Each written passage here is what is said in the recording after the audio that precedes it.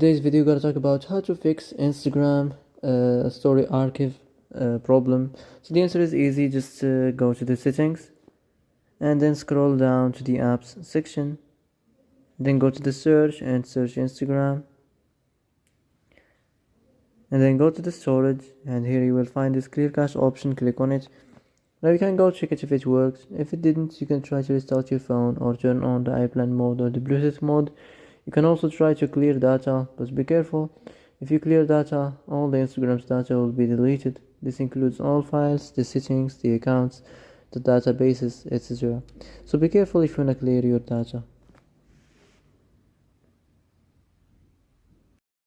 So that's it for today's video. I hope this is the answer you've been looking for.